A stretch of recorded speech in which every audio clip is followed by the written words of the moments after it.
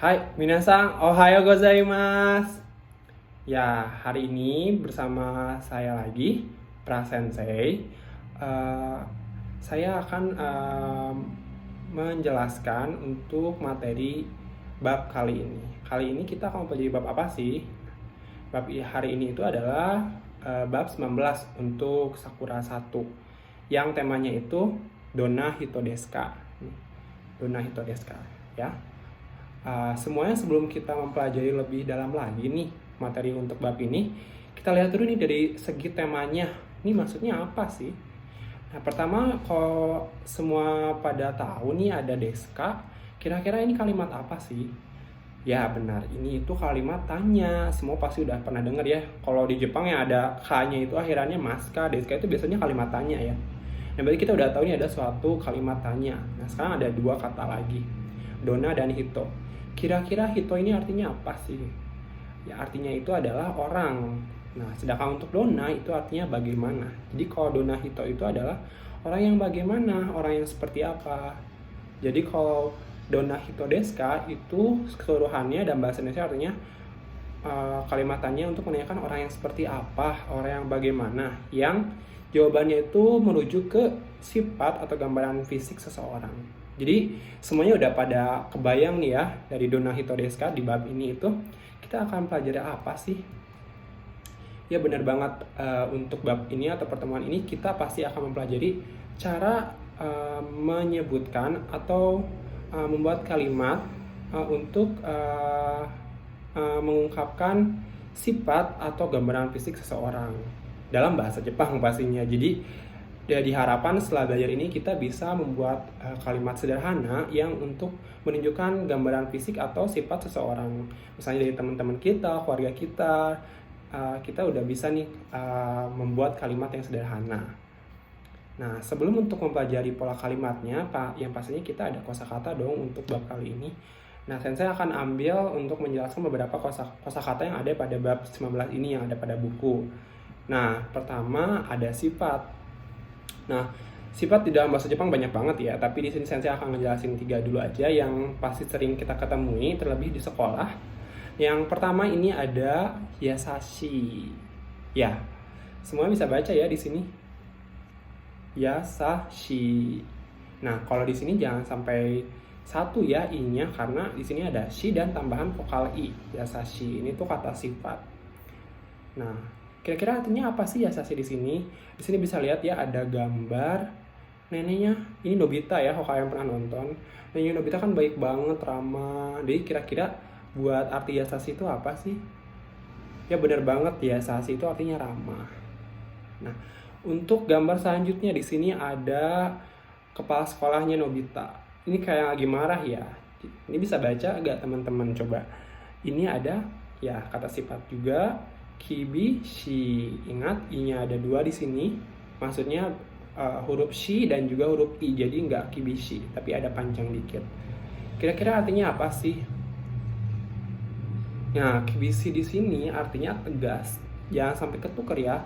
Di sini bukan berarti marah-marah, tegas di sini maksudnya sifat seseorang yang tegas dalam hal misalnya harus tepat waktu, tidak bisa mentolerir kesalahan. Biasanya yang punya sifat itu adalah pemimpin atau ya guru ya. Guru biasanya kita ngumpulin ya tepat jam segini, kalau lebih ya di minus. Jadi itu kibisi banget senseinya atau tegas banget nih gurunya. Nah, ini salah satu pengertian kibisi sendiri. Nah, yang selanjutnya ini ada Dakisugi lagi belajar. Pasti udah demak nih teman-teman. Kira-kira ini sifat tentang apa gitu. Yang teman-teman pun pasti ada yang kayak gini ya, orangnya atau kesehariannya. Bisa dibaca ini ada 3 huruf ya. Majime. Nah, ini juga kata sifat meskipun bukan akhirannya i ya gitu. Kata sifat juga ada yang tidak beraturan di bahasa Jepang yang akhirannya itu kan pakai i juga. Nah, ngajibe ini udah ketebak ya, artinya banyak sebenarnya, serius dan tekun. Dan bisa diterjemahin lagi gitu karena majibe di sini misalnya suatu sifat yang dimana misalnya kita tuh fokus dalam mengerjakan sesuatu, kita suka belajar, misalnya belajar kita nggak cuma asal-asalan, benar-benar serius dan benar-benar terjadwalkan jamnya itu nggak cuma semaunya gitu, bener-bener kayak wah tegas banget nih serius banget nih gitu, setiap hari minimal sejam belajar teman kamu. Nah itu salah satu sifat Majime, jadi orangnya tuh serius dan tekun. Nah ini 3 sifat yang ada di lingkungan kita gitu, terlebih teman-teman kita nih, ada yang Majime gitu, ada yang ramah juga, dan di sekolah mungkin ada sensei atau guru yang tegas banget yang sampai kita ditakutin gitu kalau misalnya sampai kita membuat kesalahan. Nah itu salah satunya. Nah setelah kata sifat nih, oh ini maaf telat ya, kalau ada yang bingung saikaku apa sensei artinya. Saikaku di sini artinya sifat sendiri. Nah kita ada gambaran fisik, wah gambaran fisik banyak banget karena ya macam-macam ya. Ini hanya beberapa gambaran umum ya yang bisa kita lihat dan bisa kita buat untuk level kalian. Ini adalah salah satu hal yang ini segini gitu kosakatanya. Yang pertama kita tebak dulu, ini ada muka Suneo, mungkin agak beda ya mukanya. Suneo di sini mukanya agak dilebih-lebihin ya. Mungkin di sini maksudnya artinya ya banget, ini artinya ganteng kali. Ini ganteng. Nah, coba teman-teman bisa baca, ini ada katakana, dibacanya itu apa? Ya hansamu. Kira-kira artinya apa sih sensei hansamu? Bisa ditebak ya, tadi sensei udah bilang tampan atau ganteng. Jadi hansamu itu artinya tampan. Misalnya kalian bingung, sensei kenapa ini pakai katakana ya? Jadi ini itu adalah bahasa serapan dari bahasa asing. Jadi biasanya bahasa Jepang itu kalau misalnya bahasa asing kosakatanya mereka menggunakan katakana bukan hiragana, karena ini bahasa asing ya. Hansamu bisa nebak ya bahasa asalnya apa, handsome. Jadi teman-teman tahu nih hansamu itu pakai katakana bukan hiragana, jangan sampai ketukar. Kadang sensei nemu nih kok masih pakai hiragana. Nah ini ada buat cowok ya hansamu tuh. Nah sekarang ini buat perempuan, kira-kira apa tebakannya? Iya banget, ini artinya cantik. Ini Shizuka cantik ya, salah satu karakter di Doraemon. Nah bacanya apa? Kirei. Nah meskipun ini akhirannya i, ini tuh bukan termasuk kalimat yang beraturan ya. Maksudnya ini termasuk kalimat yang tidak beraturan. Jadi ini meskipun i itu ada beberapa yang bukan termasuk. Kirei di sini sebenarnya artinya banyak teman-teman, nggak cuma cantik doang. Nah salah satunya ada indah dan juga ada bersih. Jadi kalau misalnya kalian mau bikin kalimat tentang ruangan ini bersih, itu bisa pakai kirei. Jadi bukan berarti ruangannya cantik ya, dalam hal muka manusia, tapi bersih. Terus kalau ada pegunungan atau pemandangan yang indah, bilangnya kirei, bukan berarti cantik secara muka. Jadi itu wajar. Jadi kirei itu banyak. Salah satunya untuk di sini itu adalah fisiknya yang cantik ya. Ya meskipun cantik ganteng itu subjektif. Nah ini salah satu katanya gitu ya kalian. Nah selanjutnya yang ketiga yang di sini, ini ada Shizuka sama Nobita. Ini dia masih muda banget ya. Ketebak gak sih kira-kira gambar fisiknya apa disebutnya? Kalau kalian sering baca juga ini pasti sering banget nih orang-orang sebut, yang nggak belajar bahasa Jepang pun tahu kayaknya artinya ini apa? Kawaii. Yang artinya itu ya sering dengar imut atau lucu. Jadi kawaii ini ada 2, jangan sampai cuma 1, ingat ya. Ada 2 i. Nah itu artinya lucu atau imut di sini. Jadi kalian bisa belajar, orang itu lucu ya, kakak itu lucu, atau bayinya lucu banget. Nah itu di sini salah satunya kawaii. Nah salah satunya ini ada yang gambaran fisik secara objektif gitu, bisa kita lihat. Ini udah kelihatan ya perbandingan. Jadi kalian bisa tebak ini maksudnya itu berbandingkan tubuh atau tinggi seseorang. Nah, bisa ada yang baca ini? Yap. Sega takai. Kalau yang ini sega hikui, yang artinya pendek. Maksudnya pendek di sini tubuh ya, bukan pendek semua barang. Nah, khusus. Sebelum kita ke kosakata lain, saya jelasin dulu nih kenapa nih sensei banyak banget ya si kalimatnya sega takai, sega hikui ini. Kita pisah-pisah dulu. Ada se. Ini ada takai. Di sini artinya punggung, tapi bukan berarti ini ngomongin punggung ya. Dan di sini ada takai. Takai di sini maksudnya tinggi. Jadi takai kan kadang artinya mahal ya, tapi di sini sega takai artinya punggungnya tinggi, tapi bukan berarti punggungnya tinggi, tapi maksudnya di sini itu postur badannya tuh tinggi gitu, bukan berarti punggungnya tinggi atau mahal. Jadi udah sepaket. Nah, khusus tinggi buat postur tubuh manusia. Jadi bukan bilang tinggi gedung, tinggi apa, ini khusus buat manusia. Nah, ini ada Seiga Hikui. Hikui di sini artinya pendek, rendah, maaf, bukan pendek ya, rendah. Kayak gedung kan ada yang rendah, suatu hal yang itu rendah ya disebutnya, bukan pendek. Kalau pendek panjang itu beda.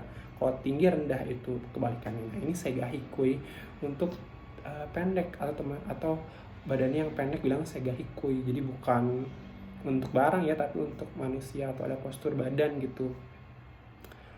Nah, teman-teman, selanjutnya ini ada gambaran fisik yang lain nih. Ini bisa jelas ya perbandingannya apa sih ya. Bener banget, ini dari rambut. Sama dengan si postur badan atau tubuh tinggi atau pendek, ini juga ada panjang pendek. Nah, di sini ada maaf kursornya. Nah, ini dibaca apa? Kami ga nagai. Nah, ini ada, kita pisah dulu nih. Ada kata kami dan nagai. Kami ini di sini artinya rambut. Nah, kalau nagai di sini artinya panjang. Jadi secara harfiah artinya rambut panjang, rambutnya panjang. Nah, selanjutnya di sini ada kamiga mijikai. Pasti kan udah tahu nih kebalikannya adalah pendek. Jadi rambut pendek, rambutnya pendek. Nah, kalau teman-teman tahu nih, kebanyakan tuh ya, kok ada ga-nya nih sensei apa? Nah, itu nanti kalian akan pelajari lagi nih fungsi ga apa. Tapi di sini adalah yang penting kalian menghafal sepaket aja. Kamiga mijikai, kamiga nagai itu untuk menyebutkan rambut yang panjang, rambut yang pendek. Dan seiga takai dan seiga hiku itu untuk menyatakan yang pendek atau yang tinggi. Selanjutnya ada tambahan kosakata. Di tambahan kosakata ini bisa dilihat ya, kalau misalnya kalian ini ada giant sama suneo. Si giant ini dia berisi atau gemuk ya. Kalau ini kita dibandingin pasti si suneo lebih kurus. Nah, di sini bacanya apa? Hai, seikai desu, futotteimasu. Kalau si suneo ya seteimasu, artinya kurus. Nah, ini bukan kata sifat dalam segi pola kalimat ya, tapi kalau di bahasa Indonesia gendut atau kurus itu sifat, sensei masa kata kerja sih. Kalau di Jepang ini maksudnya kata kerja, teman-teman. Jadi jangan sampai ketukar. Jadi kalau kalian bikin kalimat nanti saya jelasin ya, harus ada yang beda gitu kalau yang akhirannya mas. Nah, ini ada satu lagi kosakata, bacanya apa? Shinsetsu, ramah. Ini teman-teman jangan sampai mungkin agak bingung ya, ini bedanya sashi sama shinsetsu apa sih? Sensei kan artinya ramah ya, sebelumnya ada kata shinsetsu. Kalau shinsetsu di sini, kalau kalian tahu, artinya ramah dalam hal kita berinteraksi dengan orang. Misalnya, saya ngomong sama orang asing, sama orang manapun ya ramah gitu, welcome, ngomongnya baik, lembut. Sedangkan yasashi itu lebih ke ramah juga, tapi itu lebih ke kayak santai. Maksudnya santai kayak agak soft atau agak, maksud saya mau bilang santuy sih, itu kan bukan bahasa Indonesia baku ya. Jadi kalau kalian agak bandingnya itu dengan kosakata kibishi. Kibishi kan tegas ya, apa-apa harus tepat waktu, nggak bisa ditoleri, dikit-dikit kalau salah ya salah, dimarahin. Sedangkan yasashi itu lebih ke santai. Jadi ketika dia tuh ramah ketika ada orang yang berbuat salah atau apa gitu, pakai yasashi ini dia orangnya nggak terlalu ini gitu, kayak ya santai lah sama orang itu mah, nggak apa-apa telat juga. Nah, kayak gitu maksud yasashi itu. Jadi beda ya yasashi sama shinsetsu gitu. Nah, catatan ya kadis ya, kata sifat yang berakhiran mas itu tidak diakhiri dengan des, nanti ada dijelasin des apa sih kok pakai des, nanti dijelasin ya. Nah, selanjutnya kita ke bungkei atau pola kalimat nih, pola kalimat yang akan kita pelajari hari ini nih buat menyatakan gambaran sifat atau gambaran fisik atau sifat seseorang.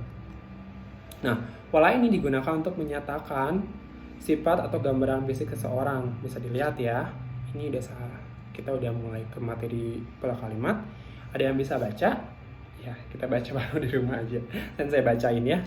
Hai, hajimemashou. Ya. Imoto wa kami ga nagai desu. Nah, sekarang sensei simpan-simpan nih dari pola kalimatnya. Kata benda atau di sini kan orang ya, maksudnya orang yang mau dijelasinnya. Ini ada imoto. Nah, teman-teman inget gak imoto tuh apa sih? Sebelumnya kan dijelasin nih di bab sebelumnya udah belajar. Imoto tuh adik perempuan sendiri ya, bukan orang lain, buat sendiri.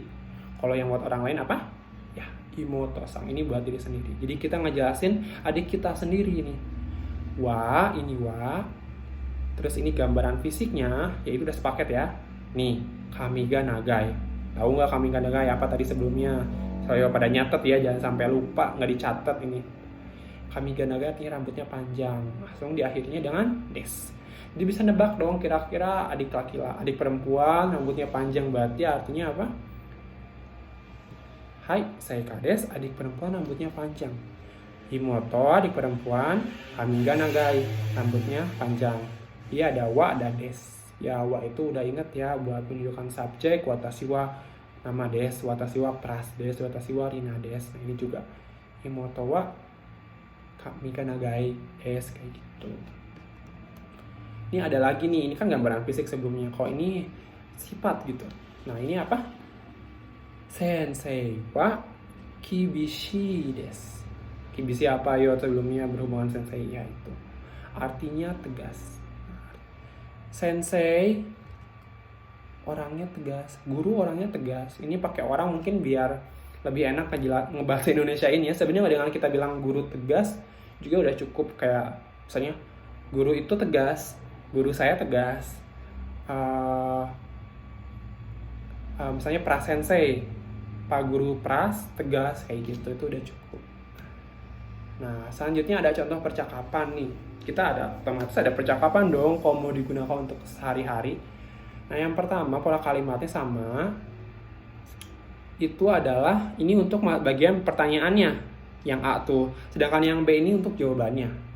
Ada orang tambah wa, di akhirnya tinggal tambah dona hito desu ka. Kayak di tema bab ini ya, dona hito desu ka. Artinya apa?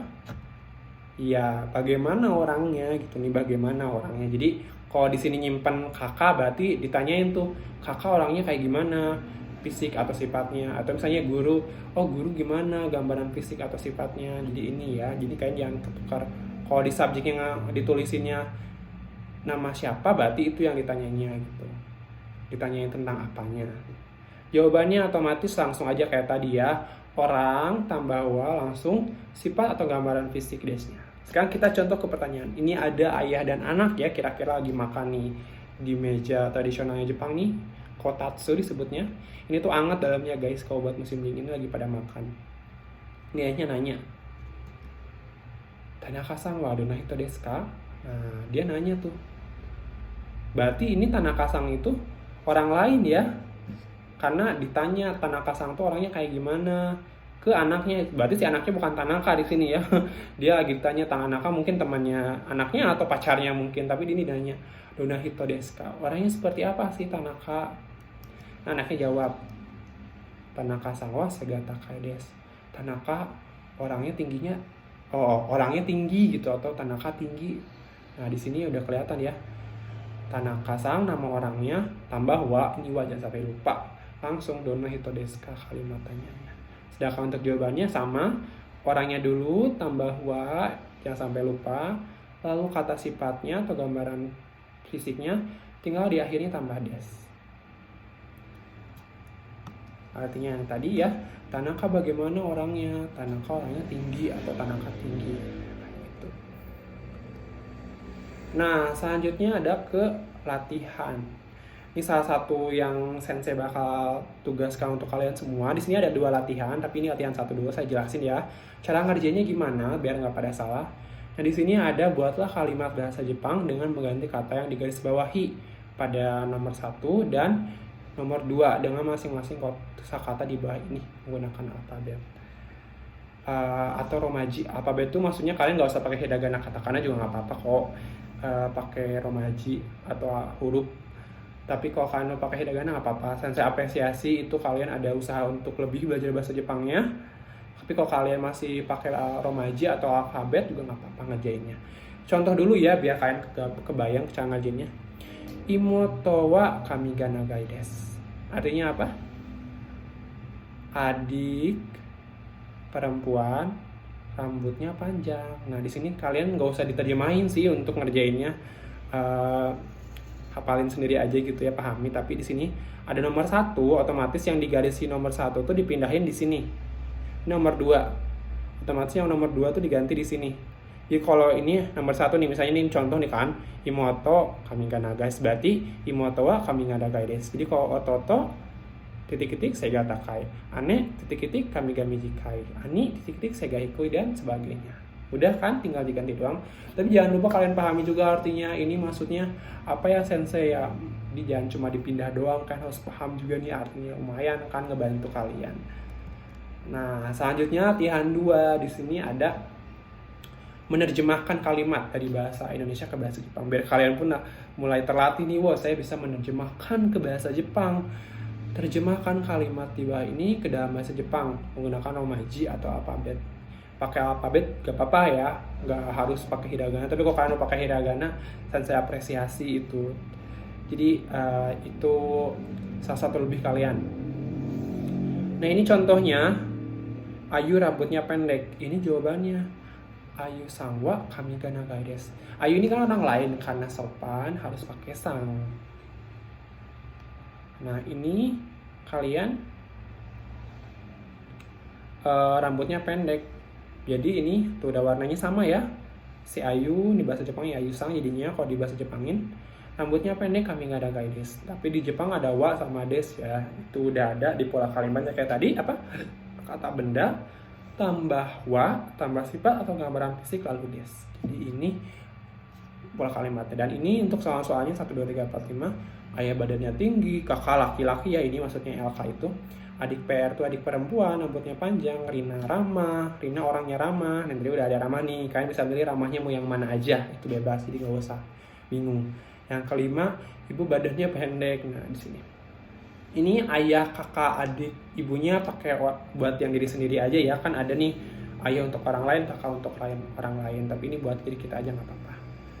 Nah di sini udah ya latihan 1 dan latihan 2. Jadi total ada berapa soal guys? Ada 10 soal. Kalian tulis di buku kalian, jangan sampai lupa. Dan nanti kerjakan dan foto. Lalu tulis di Google Classroom. Di-upload nanti ada ya. Suruh di-upload soal dan jawabannya, lalu juga materi yang kalian harus catat, karena itu harus banget biar saya bisa ngelihat nih kalian bener gak sih nyatet materi untuk kali ini. Jadi saya harus selalu lihat nih sama Ayu Sensei dan Diri Sensei juga tahu nih, oh ini dia nggak ngumpulin nih. Dan coba ya teman-teman saling ingatin ke teman yang lain kalau di tugas bahasa Jepang ini materinya juga ditulis buat di-upload, jadi nggak cuma jawabannya doang. Nanti kelihatan nih mana yang niat ngerjain, mana yang cuma asal-asalan. Jadi lakukan ya sepenuh hati. Nah kesimpulannya sebelumnya, sensei banyak banget materinya tadi, kosakatanya banyak ya, ngomongin rambut, tubuh, sifat, ganteng. Nah ada kesimpulannya nih, sebenarnya apa aja yang kita pelajari untuk hari ini. Ada yang untuk menyampaikan sifat atau gambaran fisik seseorang. Aduh tipe, maaf ya. Tadi kata pola kalimatnya apa? Orang tambah wa tambah gambaran fisiknya lalu des. Selanjutnya ada untuk menanyakan sifat atau gambaran fisik orang. Kalau ini untuk jawabnya, yang atas ini untuk nanyanya nih. Karena sini ada deska ya, pertanyaan dona hito, berarti nanya orang yang seperti apa.